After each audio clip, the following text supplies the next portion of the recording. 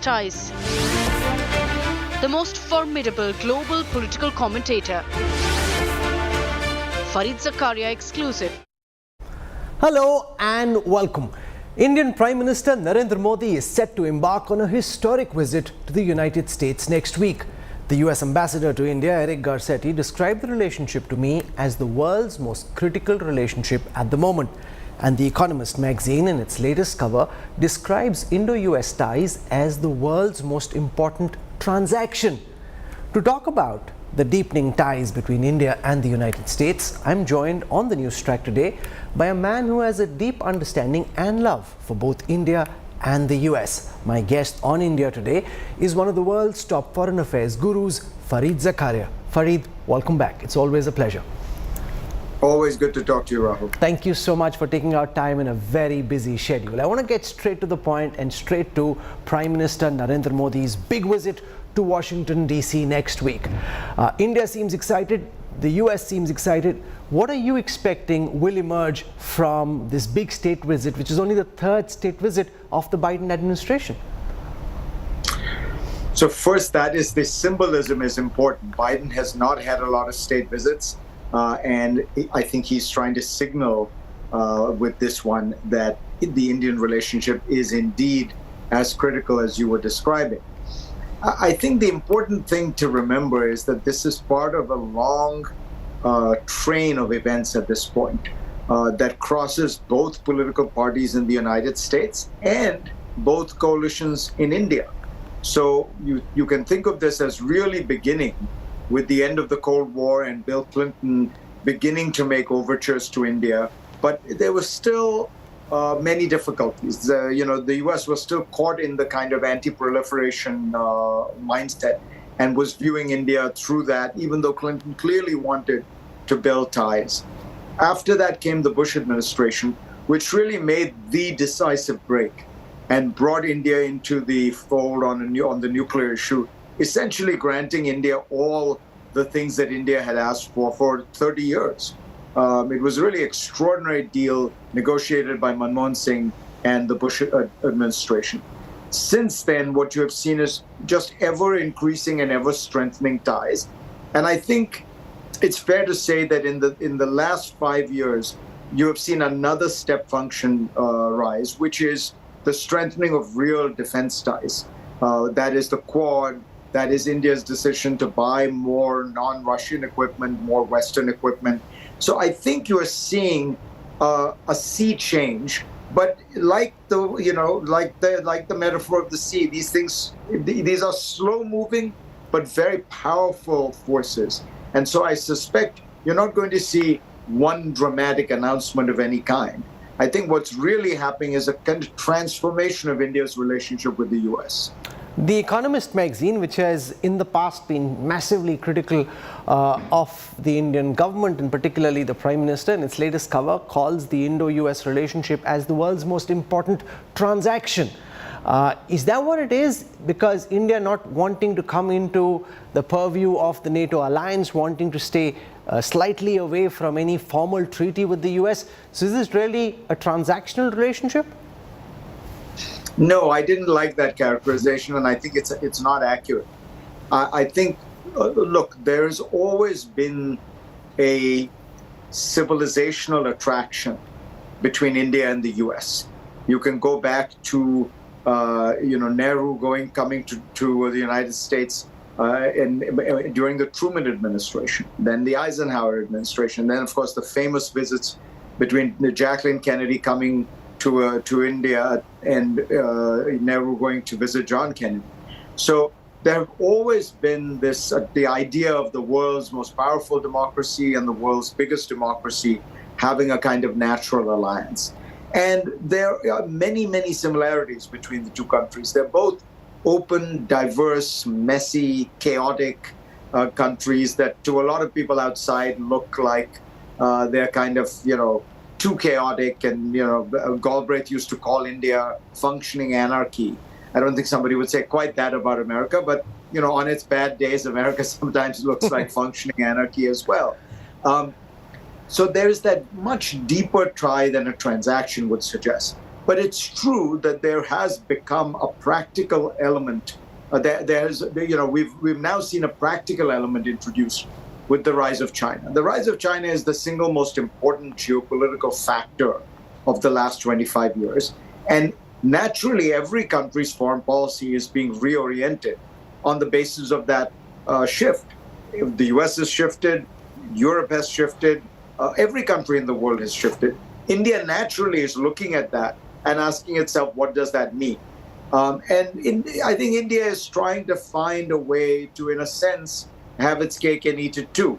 That is, maintain economic ties with China, which are essential because it needs to grow, and China is the second largest economy in the world, but maintain deeper and deeper political and diplomatic ties. But I suspect that what you will see is the growth of the people-to-people relationship between India and the United States will grow by leaps and bounds and will almost overwhelm everything else. Because these, as you know, India, when you look at the polls, India is one of the most pro-American countries in the world. When you poll Americans, they have very favorable understanding of India. And it's because, I think, of the similarities. So, there's the state-to-state transaction, but, the United States has a state-to-state transaction with Saudi Arabia. There is no love between the two societies. I think there is going to be, between India and America, a deep relationship between the people, not just the government. You wrote in a recent article that the mood in India seems to be quite different from what you're picking up in Europe and the United States. Could you explain that to our viewers, your sense from your recent visit of how you think India sees India at the moment, now the rest of the world is seeing India? Broadly speaking, in the United States and Western Europe, there is a great deal of caution. There's a great deal of concern. I'm not even sure I'd call it pessimism, but sometimes it morphs into pessimism about the fact that the changes that are taking place in the world, while they have many extraordinary benefits for America and Europe, most of them originate in America and Europe, the big technological changes like artificial intelligence. But they have the effect of widening inequality in the US, in Europe. They have the effect of creating a more complicated society, one torn apart in some ways between, educated and non-educated, urban and non-urban, the people who are more traditional in their lifestyles and people who are more secular. In India, I think because it is at an earlier stage of development, the changes that have taken place over the last 20 years, globalization, technological changes, have all lifted, I wouldn't say all boats, but lots of boats in India. And so there's a much greater general optimism and embrace of the changes taking place in the world. India is one of the most optimistic countries in the world, I think, because it sees what is happening and it believes that it is producing pretty widespread benefits. They aren't accruing to everyone, and as I've often pointed out, India needs to focus on including those who have not been included, women, Muslims, other minorities. But by and large, there is a general optimism in India that I think is very striking and quite frankly infectious. You come back from India very charged. What's your assessment of the performance of the Narendra Modi government, especially when you look back at the kind of concerns or views you may have had about the Prime Minister when he started out in government in 2014 and how India has done in the last 9 years? Morgan Stanley in a recent report said that the last 9 years have been transformative and India is set to be the third largest economy in the world by 2027-28. How are you seeing the performance of the Indian government? Modi's government has done a very good job on the economy.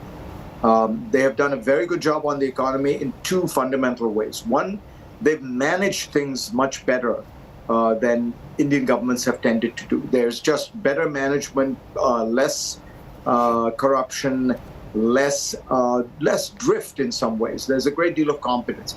They have not done as many reforms as I would have liked. Some of that is that they were stymied by them. The agricultural reforms have been doing stuff on land and labor in India is very difficult, and they have not succeeded at that.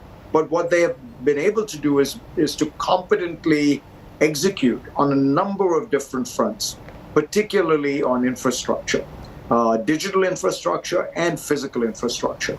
So I think those are huge plus points. It's worth pointing out that, this is, again, part of a longer story. If you look at the average growth rate of the Modi government, it's not that different from the average growth rate of the preceding government.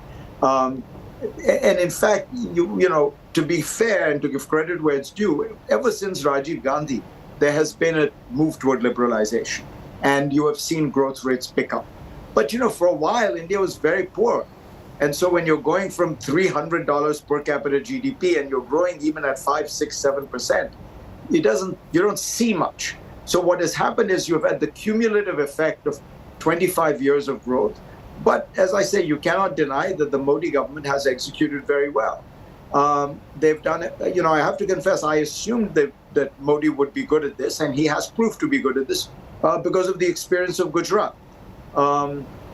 On the Hindu nationalist front, I've been disappointed by the fact that the government has not reached out to all Indians. That's unfortunate. I hope it changes. I think it is a reality right now, for example, that the entire ruling coalition in the Lok Sabha, to the best of my knowledge, has not a single Muslim.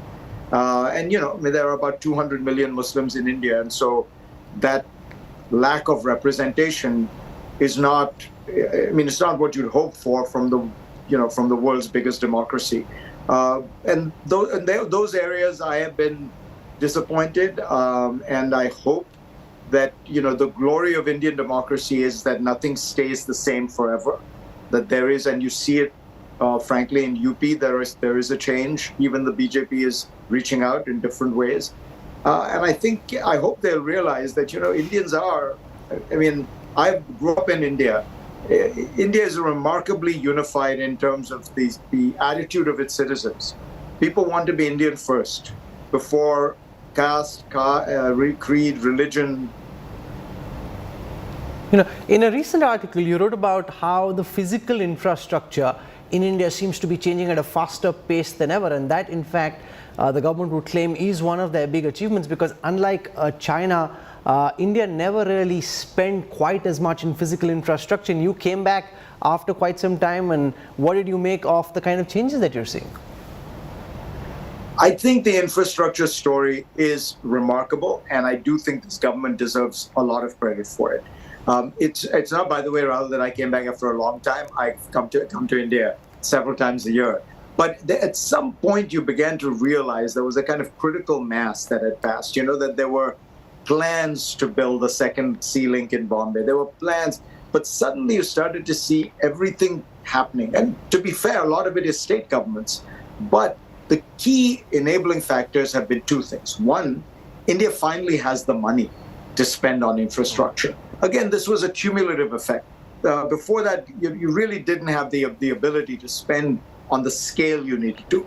And the second is the competence of the execution of the Modi government, which I give it credit for. Though, as I say, a lot of state governments have stepped in as well. So the whole picture it looks very different than it did before. You can even just see it when I used to go to China. I was always struck by, if you looked out of your window, you would just be able to count construction cranes, and you'd see 20, 25, 30. And you'd go to Bombay and you'd see 5. Now you're beginning to have that same feeling. When you're in the Bandra Kurla area in Bombay, you just see a sea of construction cranes. When you go to Bangalore, you see, huge new projects, unfortunately not helping the road traffic in Bangalore, but a lot of buildings being built. So there's a lot of energy behind that. And I think that you're going to probably see the benefits of it in 5 years. I particularly look at my hometown, Mumbai, and between the subway system that's being built, between the road that's going to hug the coast, between the second sea link, I think you will see a almost transformed Bombay, where the links between the various centers of the city have finally happened. And that could be really a game changer. Diplomacy, in part, is institutional between India and the United States, and especially under Prime Minister Narendra Modi, it's also been very personal. And Prime Minister Modi and former President Donald Trump shared a very effusive personal relationship. What's your reading of the current chemistry and the dynamic between Prime Minister Modi and President Biden? I think that Modi is very good at establishing personal relationships with leaders whom he needs to do business with. I don't think it was actually that personal between him and Trump. I doubt very much that he had any great, particularly warm feelings toward Trump. If you recall, he was very good with Obama as well, and gave Obama a grand visit to India. I talked to Obama after it, and he felt that he had established a really very strong personal relationship. Biden knows Modi, and Modi knows Biden, so I suspect it'll be quite good as well. But I think that's one of Modi's skills. He's good at building that personal relationship. Part of what what he has is people see how popular he is in India. That adds a certain kind of political power. Particularly among Democratic politicians.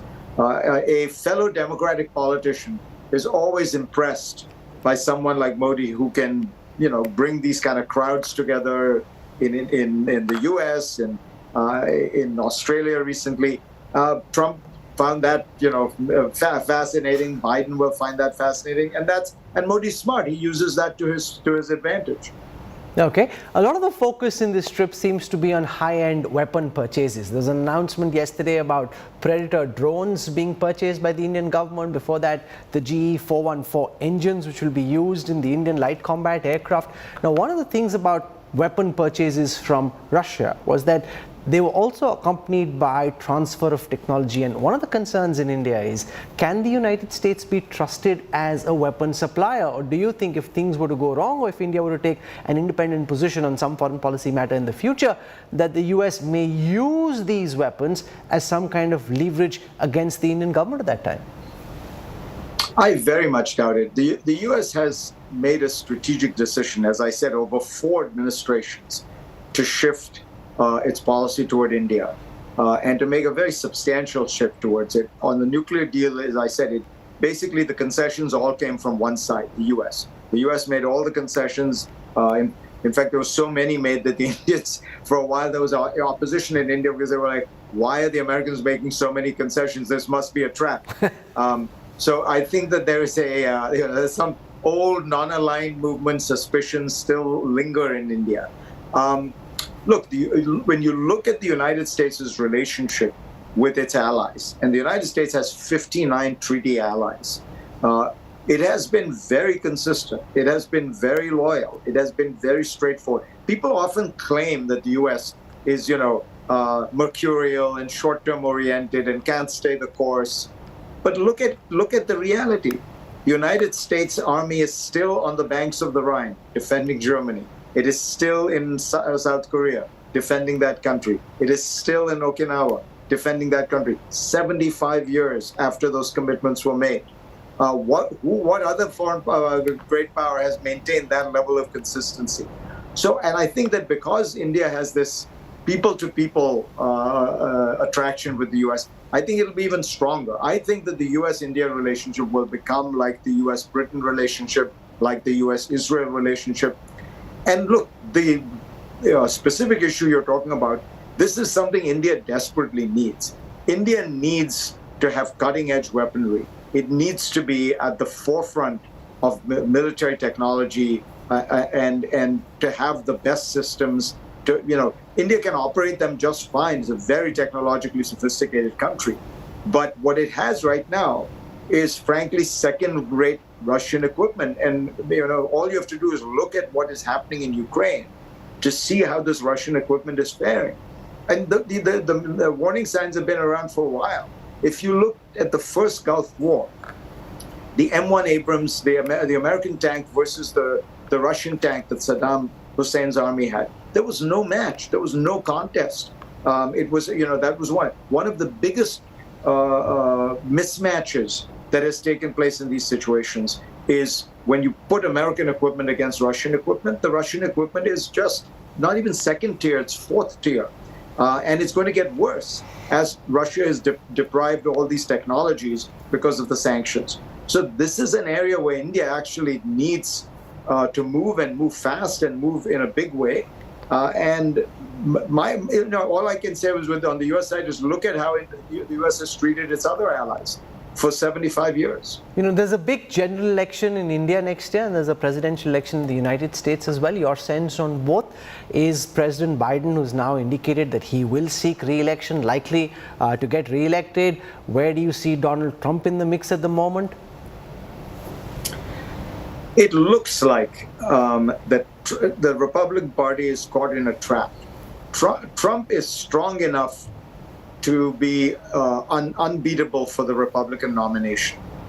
He just has that core of people who are going to back him no matter what. But when it gets to the broader public, what we have seen since 2016 is that there is a working majority that does not like Trump. It's not huge, but if you think of after 2016, the Republicans lost the House of Representatives. Then in 2020, Trump loses re-election by 7.5 million votes to Biden. Then the Republicans lose the Senate. And in the recent midterm election, they did worse than almost every historical model would have predicted. So what you're seeing is that there is a small but steady majority of Americans who just don't like Trump. And yes, he won in 2016, but as I say, put that up against the subsequent 6 years, and you've just seen a record of failure. So my guess is that Trump gets the nomination and loses the election. It's a long way away, and I'm hesitant to make predictions because I always feel like you ask for straight answers, and that's my best guess at the time. Now, many things can happen. The economy can go into a free fall. Biden could have a big health episode. If any of those things happen, things can change. The truth about America right now is these things are very evenly balanced. So even when I say there's a comfortable majority, I mean 51-49 or 52-48. Nobody is getting the kind of blowout victories that used to happen 25 or 30 years ago. You spoke of Russia. And how much of an irritant is it in the United States and for the Biden administration and in the both houses of Congress and Senate, India continuing to maintain its ties with Russia, continuing to get oil, continuing to trade, continuing to rely on Russia for weapon purchases, or at least servicing old weapon systems that have been bought from the US? Is that question fully solved, and does it lie at rest, or is that still a simmering discontent? The United States has decided to meet India where it is. So I don't get the sense that the U.S. policymakers spend a lot of time worrying about some of these issues. They are irritants from time to time. By the way, on the oil issue, the U.S. understands that India has to buy oil from Russia. That is not a major irritant. In fact, the whole nature and design of the sanctions against Russia are designed to allow it to sell its oil, just at a reduced price, so that Russian revenues get depressed. But if Russia's oil was taken off the market entirely, oil would go to $200 a barrel because there would be that much reduction of supply. So, and the United States understands it. So they know that Russian oil has to flow. They just want it to flow in a way that minimizes revenues to Putin. That's what they've achieved through the price cap, which forces Russia to sell oil to India at a discount, which is good for India and is good for the U.S. I think that the real issue is, does India want to make its own broader strategic decision to have a stronger and closer and more durable alliance with America, and to gain all the benefits that could come from that, especially in terms of technology, in terms of deepening the technological ties, the technological transfers, deepening the economic relationship. I think it's enormously in India's benefit. India benefits much more than the U.S. because India is a poorer country. India needs the technology. India needs the advanced weapons. India needs those, the U.S. market more than the other way around. The U.S. needs India from a strategic point of view, but I think let's put it at least this way: there are mutual benefits. So both sides should consider it in those terms. I do think India is a little too hung up on, the non-aligned past, some of this historical relationship with Russia. The Russians haven't delivered much for the Indians. I mean, they veto things in the Security Council, but the U.S. has not pressed the Kashmir issue for 20 years in the Security Council. So that, these are, again, I think a lot of what's going on here is the shadow of the past is inhibiting a move toward the future. And the reality is most Indians would be much more comfortable with a close relationship with America than a close relationship with Russia or China. I mean, India, as you know, Rahul, I mean, if you look around, you walk around India, it is America that they think about, look to, the Indian business want to do business with India. Indian students want to go to America to study. Indian NGOs look to America as the standard for, how they should operate. So there's a real connection between these two countries. I very much hope that it builds. India is the president of the G20 this year. One of the irritants in the foreign ministers meeting was the Russia-Ukraine war, because of which the G20 couldn't come to an understanding on the wording of the joint statement. Where do you see the Russia-Ukraine war go from here? Ukraine seems to have started some kind of a counter-offensive. How successful is that likely to be? Where do you see the next few months take the Russia-Ukraine war? I think where we are with that war is that neither side has the capacity to win totally and decisively, but neither side is so weak that they will accept, a kind of some kind of humiliating peace deal. What that means is the war will continue. Both sides will fight. I think that the Ukrainians will surprise, as they always have, with their courage, with their discipline, with their military prowess.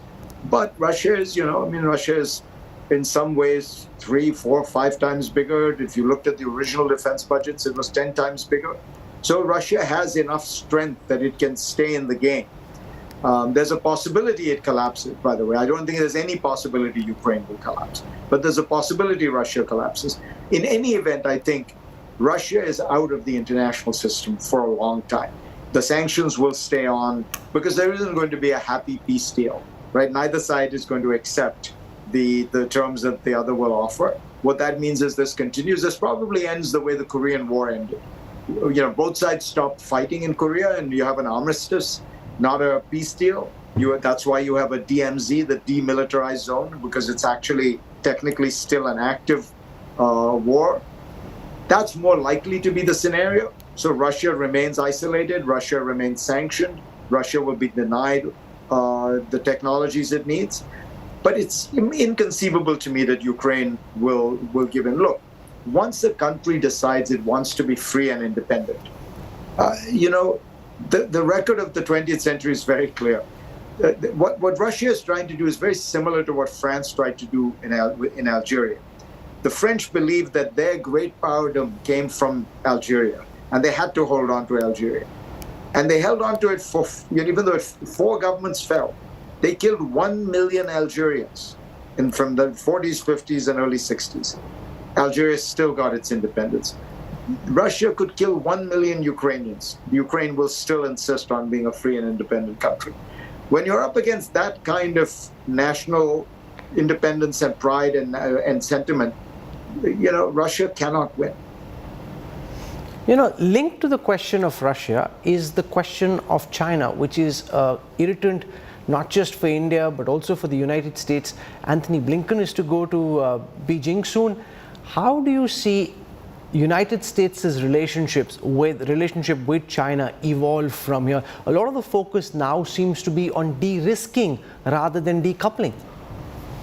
Yeah, very well put, Rahul. I think that basically what the United States is trying to figure out is how to construct a relationship with China that recognizes that there are very important differences, very important areas of conflict, policies that the United States has had to put in place either to deter China in certain ways from certain kinds of actions, or to respond to things China has done on the trade front, where it has in many ways violated free trade and WTO principles, but at the same time maintain overall stability, equilibrium, and not move towards some kind of, Cold War or hot war.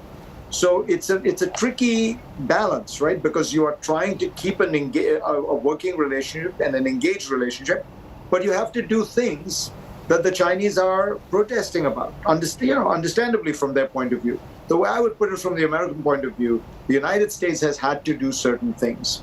For example, the chip ban, to make sure that the Chinese military does not have the very highest level technology, which it would then deploy in possible situations against the West and its allies.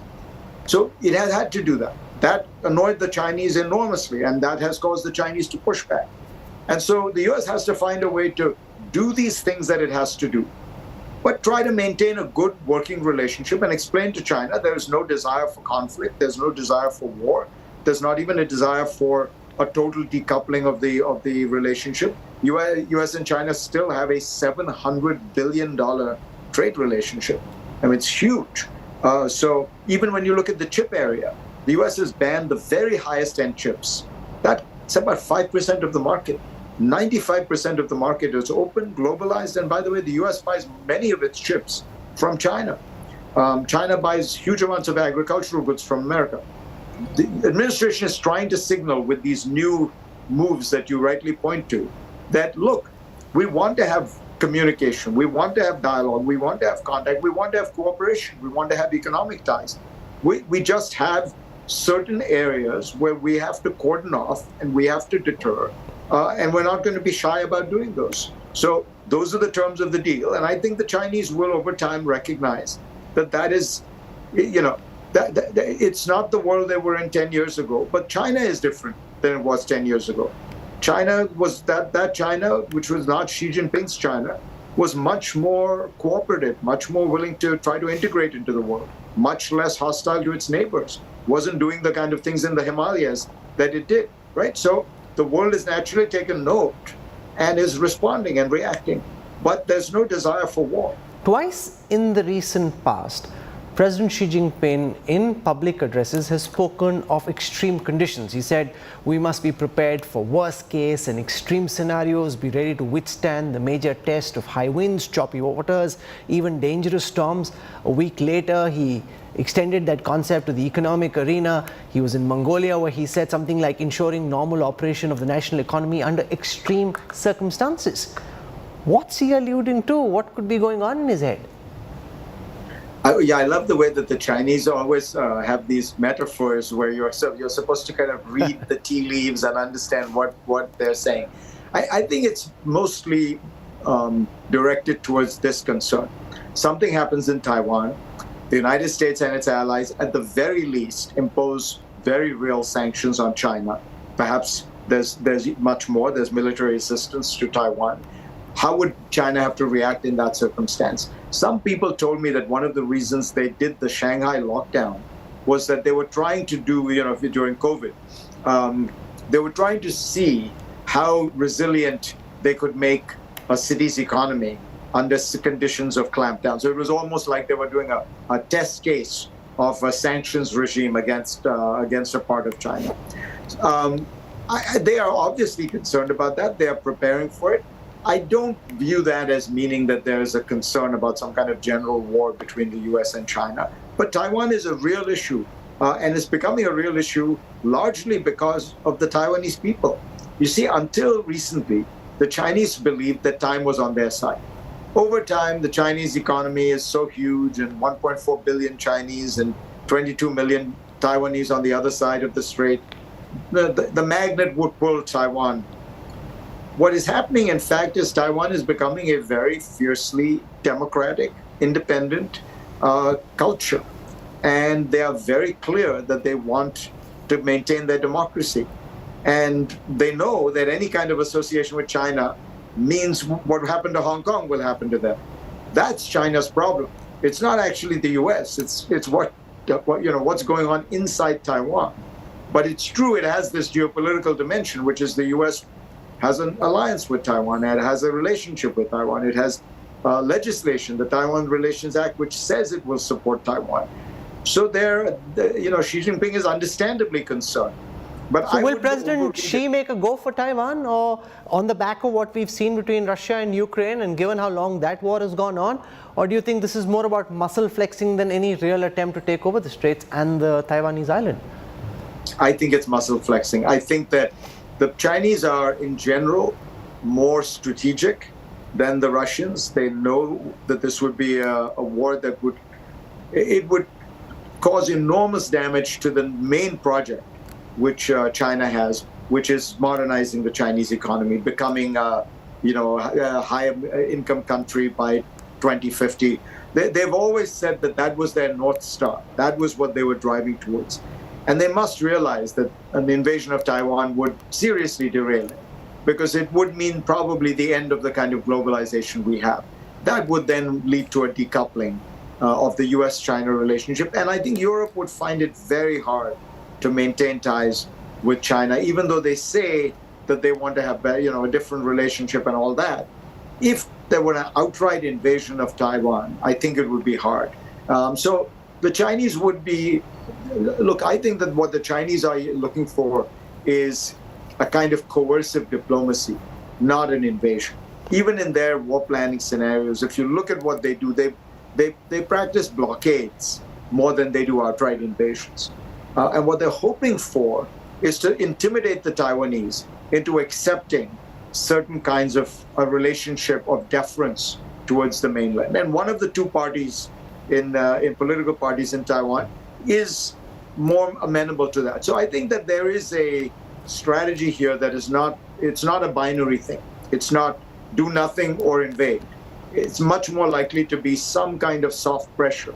And how the Taiwanese react, again, let's not forget in all of this that, as with Ukraine, we forgot about the Ukrainians and what they would be willing to accept. And everyone says the U.S. should not have expanded NATO. What about the Ukrainians? They did not want to be part of the Russian Empire. That's really what's causing this. And similarly, the Taiwanese will be the most important actors. This month saw the third anniversary of the Galwan clashes between the Indian Army and the People's Liberation Army. Where do you see India-China ties go from here? Prime Minister Modi will visit the US in this high-profile visit, which will suggest to many in Beijing that India, regardless of what it is saying, is actually coming under America's strategic embrace. Secondly, we've got a very active border between India and China even at this moment. A lot of the positions which were filled temporarily have now been deeply entrenched, and the armed forces of both India and China seem locked in eyeball-to-eyeball confrontation in many sectors in Ladakh, going all the way up to Arunachal Pradesh. I think the Indo-China relationship is a perfect illustration of the failure of China's foreign policy in the last 10 years under Xi Jinping. If you think about it, for 20 years, Deng Xiaoping practiced this masterful foreign policy of, hide your light under a bushel, as they called it. China modernized without scaring people. It rose in the international system from 1% of global GDP to 10 to 15%, and everyone was welcoming it in. And then Xi Jinping comes into power and begins this wolf warrior diplomacy. And it scares the hell out of the Australians. It scares the Japanese. It scares the Vietnamese. It scares the Philippines, all of whom start making overtures in various ways to the United States. And the most important one that China has mishandled has been India. I still don't think anyone understands, I certainly don't, what China thought it was going to gain from those those glaciers in the Himalayas that it was contesting. But it's worth noting that China has always had a very tough attitude towards that border.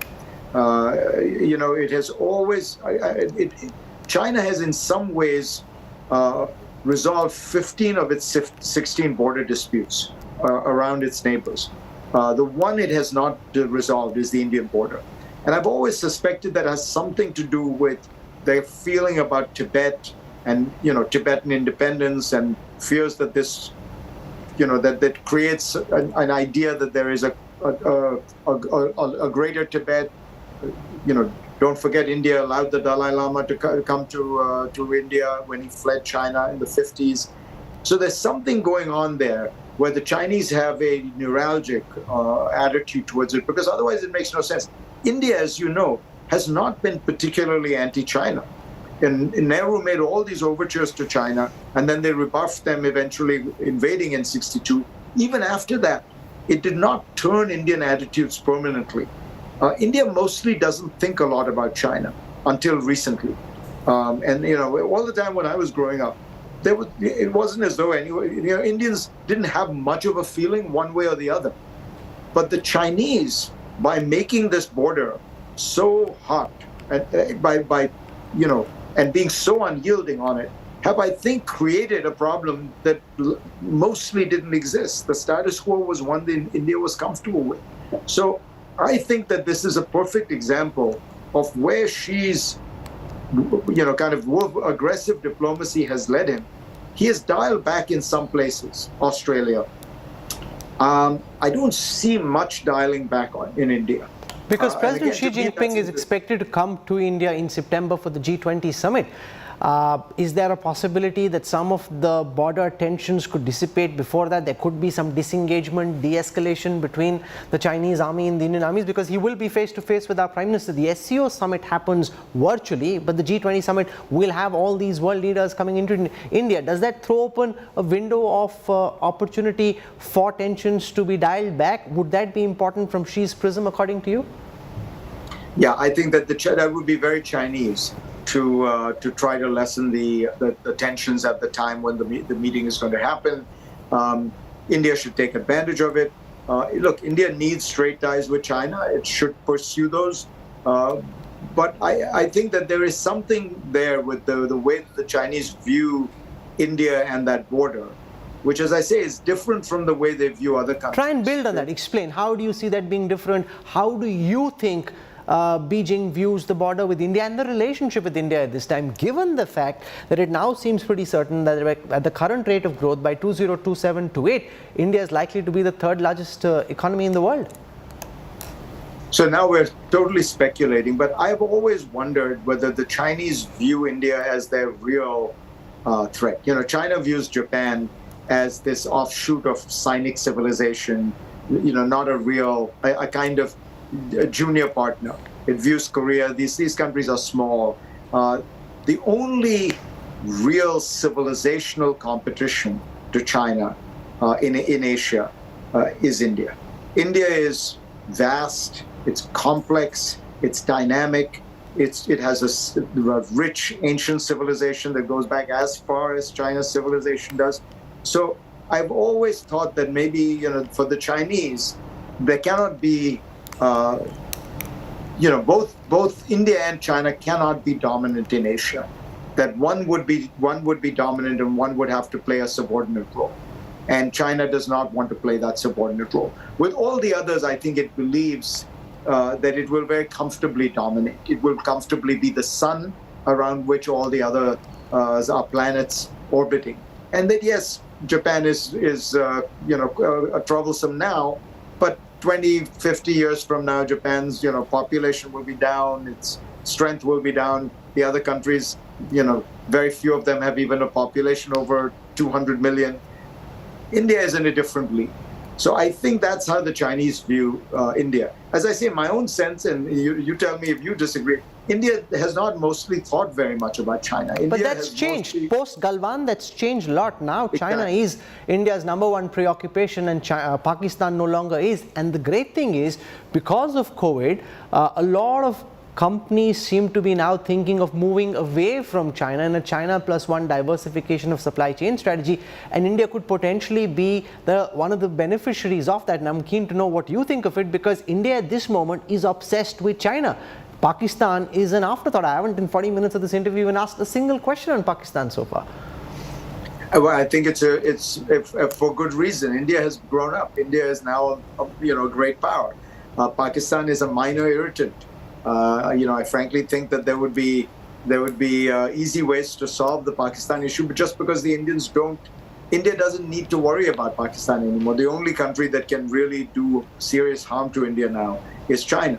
On the China plus one side, yes, it's a huge thing that's going on, but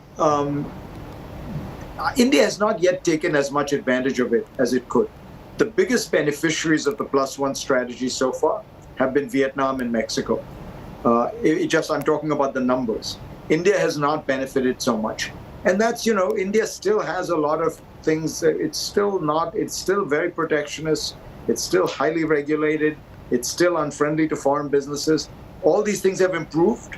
But when you're competing, you're not competing against your past in today's world. You're competing against other countries present. But are you seeing that change? We saw Tim Cook in India recently saying all kinds of glowing things about the Indian economy. Part of it is because of the market. We're also seeing a lot of semiconductor companies wanting to come and invest in India. So part of it is what the government is doing and where India is, and part of it could just be because companies need to look beyond China, and India there provides the biggest possible market. Correct. India has huge advantages on scale. And so people like Tim Cook honestly have no option but to look at India seriously. I can tell you privately, they all feel that India is over-regulated and not friendly enough to foreign business. And, it's much easier to do business in China, but much easier also to do business in Vietnam. So, and Tim Cook, frankly, Apple will be offered some special deals because it is the symbolic value of having Apple would be so great. What India needs to do is just make itself more business friendly, fewer regulators. It'd be good for India. It'd be good for Indian businesses. It'd be good for the economy. It would boost growth. So I think that, a lot has happened. But, when you look at the World Bank's ease of doing business index, India doesn't score so well on that. And that should be one of the goals. And I think it is of the Modi government to try and keep moving up on that. Farid Zakaria, you've given us a glimpse of the depth and breadth of your understanding of contemporary affairs. I could go on, but you've got a very important interview to prepare for, and I wish you all the very best for that. Do check Farid's big scoop coming up over the next few days, and we'll miss you in DC. It would have been good to catch up in person, but thank you very much for agreeing to give us time and joining us with all your insights, Farid Zakaria. Always a pleasure, Rahul. Thank you so much, and best wishes. Thank you.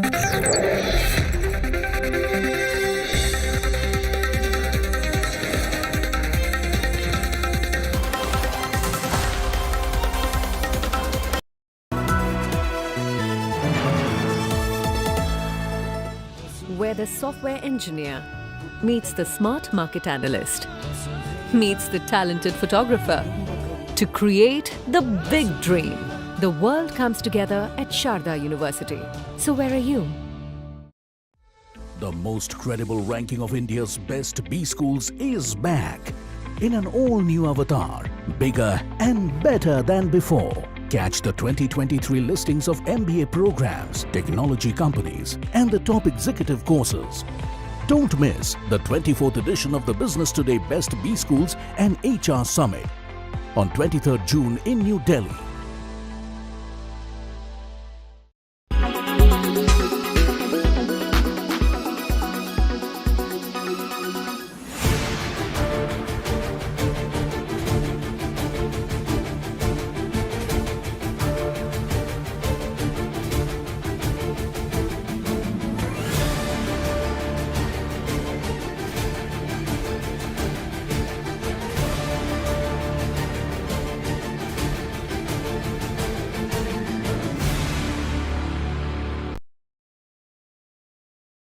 Quality today.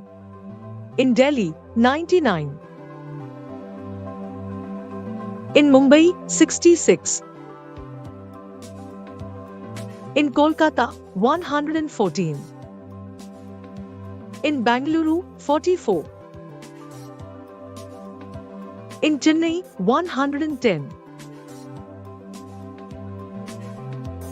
In Hyderabad, 68.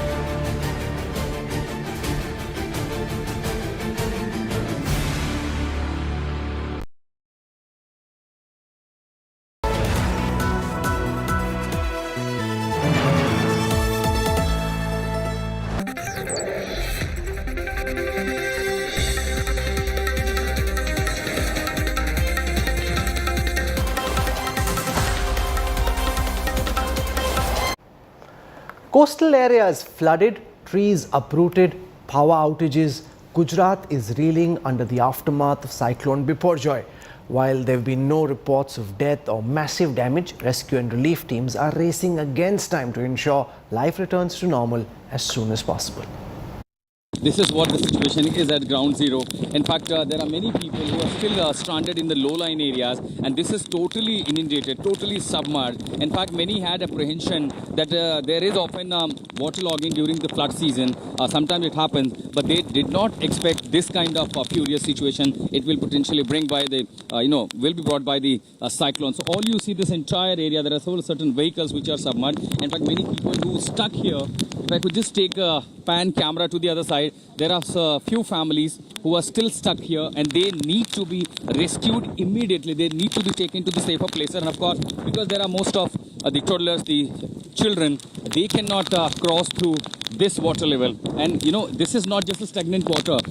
One side from it's flowing and it is flowing towards the other side. So it has a huge current there. This is literally like a wave-like situation. There you see the people who are stuck in the low-lying areas.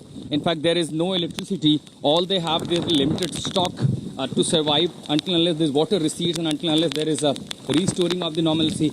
This is where we wrap up the news track tonight. We'll be tracking Prime Minister Narendra Modi's visit to the United States all through the week. Next week, join my colleagues Shweta Singh, Geeta Mohan and I as we bring you all the latest on the Prime Minister's big visit starting Monday all across India today and Aaj Tak. Thank you for your time and your trust, and see us in New York and Washington DC next week. Goodbye. Good night.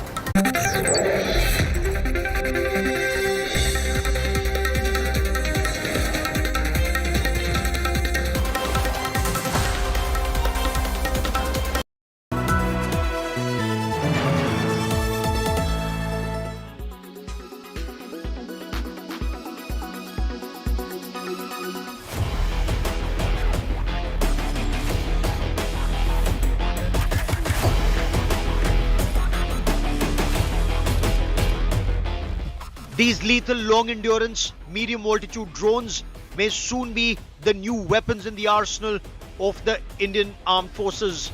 The Defence Acquisition Council on Thursday gave its nod for the acquisition of the Sea Guardian drones. The Army, the Navy and the Air Force are looking at 10 drones each. The Indian Navy has already leased two MQ-9 Sea Guardians, the naval version of the drones, for intelligence, surveillance and reconnaissance operations since 2020. ये जो deal है ये हमारे देश की maritime और overall security के लिए बहुत ही ज़रूरी है, क्योंकि सर्वेलेंस सबसे ज़्यादा महत्वपूर्ण स्थान रखता है, क्योंकि हमें चाहिए कि हम अपनी एरिया में जहाँ एरिया ऑफ ऑपरेशंस है वहाँ निगरानी रख सकें, और ये क्षमता इस कैपेबिलिटी से हमें मिलती है.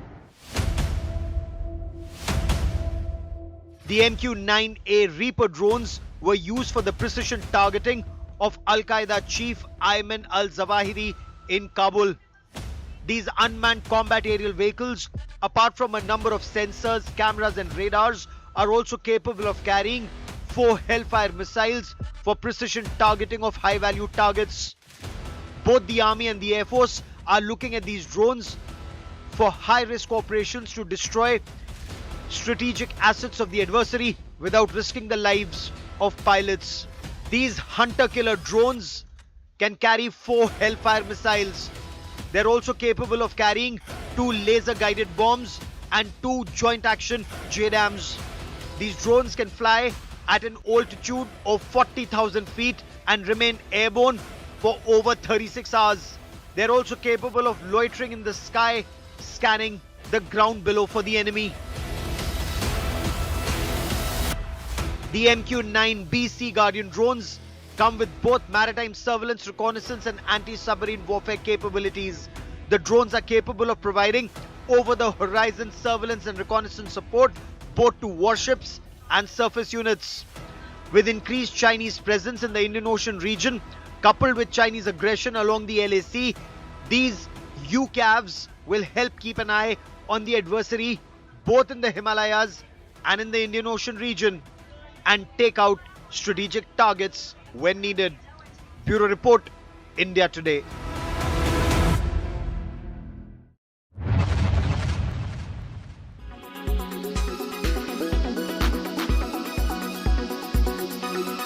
Why does this happen? Let me tell you the science behind it.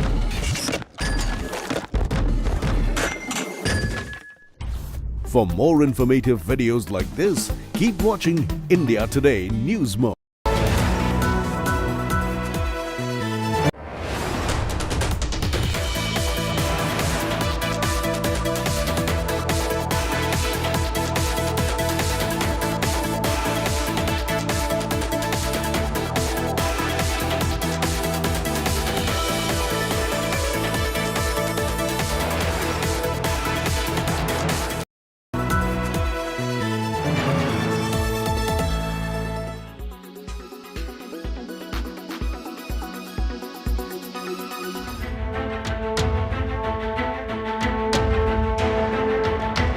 Nearly 15,000 government employees in Himachal Pradesh are yet to receive their salaries for May.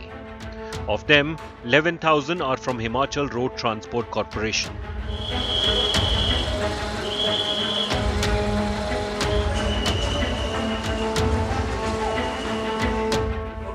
Employees claim their salaries are usually credited into their account by first week of the month. परिवहन निगम के जो कर्मचारी दिन रात काम करने वाले हैं और हमने जो है 0 डिग्री टेम्परेचर से लेके हमारा चालक परिचालक शुरू करता है और प्लस 43 डिग्री तक वो काम करता है, उसके बावजूद उनको सैलरी ना मिलना एक बहुत ही दुखदाई पहलू है. The delay in payment of salary is causing anger and anxiety among the government workers. हमारे अधिकतर ग्रामीण क्षेत्रों में बसी जाती है, वहाँ पे चालक परिचालक रहते हैं और रात को खाना खाते हैं तो कई कुछ कर्मचारी तो वहाँ भी खाते लगाए रखे हैं कि उधार ही खाना खिलाओ हमारे को और जब पेमेंट आएगी तो अब दे देंगे. अब तो वो भी खाना खिलाने के लिए मना कर रहे हैं कि आपकी वेतन तो आ नहीं रहा है, पता नहीं कब देंगे कब नहीं देंगे. तो हम चाहते हैं सरकार से कि कम से कम हमारी समस्या को देखते हुए हमारा वेतन तो दे कम से कम समय पे. The employees of HRTC are warning they will launch protest if the salaries are delayed further.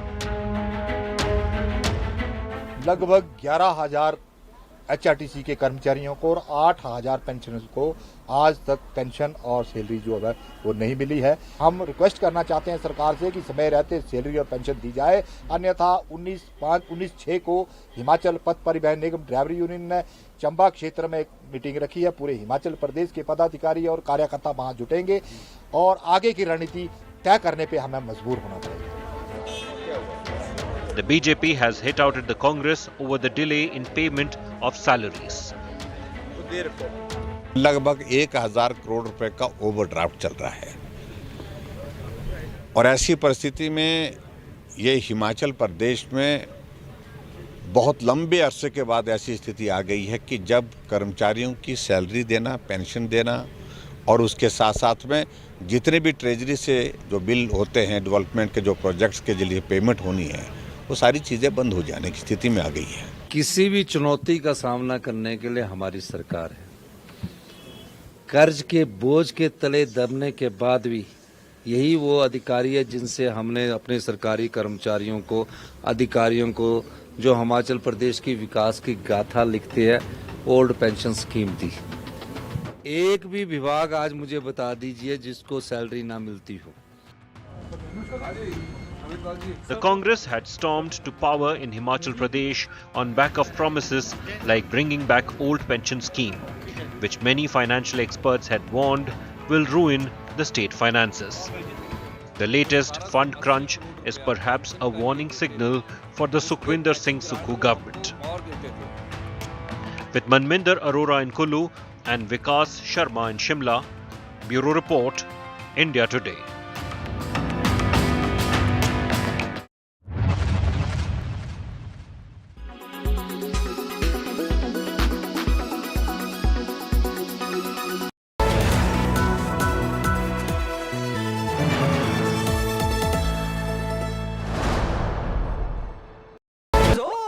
Sorry.